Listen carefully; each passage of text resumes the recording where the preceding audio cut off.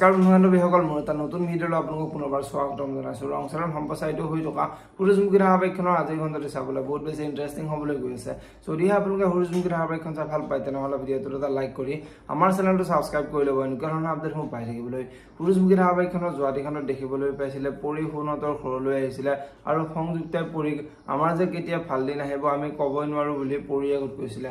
আৰু তেতিয়া পৰীয়ে ভাল দিন কেতিয়াও নাহে, আমি ভাল সময়খিনি নিজে উলিয়াই ল'ব লাগিব বুলি সংযুক্তাৰ আগত কৈছিলে।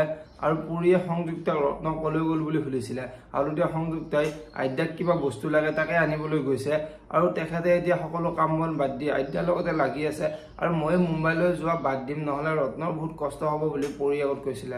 আৰু তেতিয়া পৰীয়ে তুমি চিন্তা কৰিব নালাগে, আদ্যাক ময়ে নিজৰ লগত ৰাখিম, আদ্যাক ময়ে লৈ যাম বুলি সংযুক্তাৰ আগত কোৱাত সংযুক্তাৰ মনটো বহুত ভাল লাগিছিলে আৰু সংযুক্তাই আপুনি কথাটো বেয়া ভবা নাই, আপোনাৰ লগত আদ্যা থাকিলে আপোনাৰো মনটো ভালে থাকিব বুলি পৰীৰ আগত কোৱা দেখিবলৈ পাইছিলে।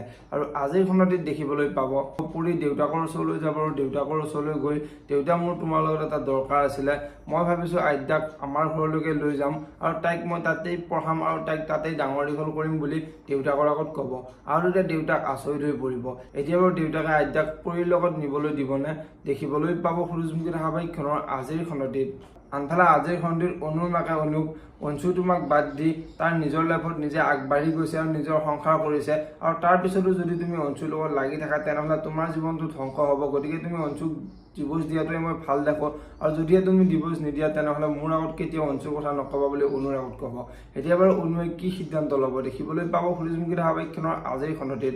যদিহে আপোনালোকে সূৰুযমুখী ধাৰাবাহিকখন চাই ভাল পায় তেনেহ'লে ভিডিঅ'টোত এটা লাইক কৰি আমাৰ চেনেলটো ছাবস্ক্ৰাইব কৰি ল'ব এনেকুৱা ধৰণৰ আপডেট মোক পাই থাকিবলৈ।